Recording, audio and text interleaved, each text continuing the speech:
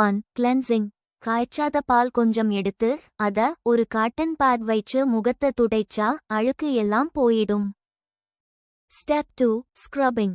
ஒரு கிளீன் பவுல் எடுத்து அரை ஸ்பூன் அரிசி மாவு அது கூட கொஞ்சம் ரோஸ் வாட்டர் சேர்த்து மிக்ஸ் பண்ணி ஃபேஸ் அண்ட் நெக்ல 1-2 நிமிஷத்துக்கு மைல்டா ஸ்க்ரப் பண்ணிட்டு வாஷ் பண்ணுங்க.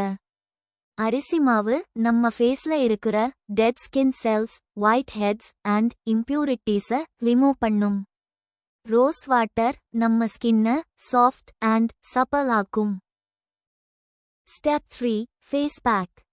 2 ஸ்பூன் கடலை மாவு, அரை ஸ்பூன் கஸ்தூரி மஞ்சள், 1 ஸ்பூன் அதிமதுரம் பவுடர், 2 ஸ்பூன் வடிச்ச சாதம், 2-3 ஸ்பூன் காய்ச்சாத பால் எல்லாம் சேர்த்து நல்லா மிக்ஸ் பண்ணிக்கோங்க. ஒருவேளை சாதத்தை கடைசியா சேர்த்து மிக்ஸ் பண்ண கஷ்டமா இருந்தா சாதத்தை மட்டும் முதல்லையே மசிச்சுட்டு இந்த பேக்ல ஆட் பண்ணிக்கோங்க. கடலை மாவு நம்ம ஸ்கின்னை க்ளோயிங்கா பிரைட்டா ஆக்க ஹெல்ப் பண்ணும். கஸ்தூரி மஞ்சள் பிம்பிள் உண்டாக்கக்கூடிய கிருமிய கொல்லும். ஆக்னே பிரேக்அவுட்ஸ் வராம தடுக்கும். Blemishes, suntan, skin damage and ஹைப்பர்பிக்மெண்டேஷன்ஸை குறைக்கும். அதிமதுரம் நம்ம ஸ்கின் டோன்னா இம்ப்ரூவ் பண்ணும். பிளெமிஷஸை கம்மி பண்ணுது. நம்ம ஸ்கின்னுக்கு இன்ஸ்டன்ட் பிரைட்னஸ் கொடுக்குது. அதிமதுரம் நம்ம ஸ்கின்னுக்கு பண்ணுற நன்மைகள் என்னென்ன அப்படின்னு ஏற்கனவே வீடியோ போட்டிருக்கேன்.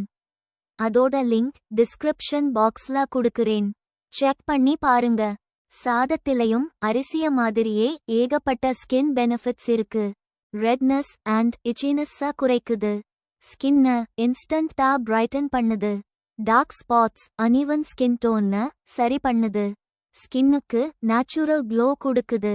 சென்சிட்டிவ் ஸ்கின் பீப்பிள் கூட தாராளமா பயப்படாம யூஸ் பண்ணலாம். இந்த ஃபேஸ் பேக் போட்டு 15 to 20 மினிட்ஸ்ல வாஷ் பண்ணிடலாம். மறக்காம மாய்ஸ்சரைசர் போட்டு ஃபினிஷ் பண்ணிக்கோங்க. இந்த ஃபேஷியல் பண்ணினதும் உங்க ஸ்கின்ல ஒரு நல்ல டிஃபரன்ஸ் பார்ப்பீங்க.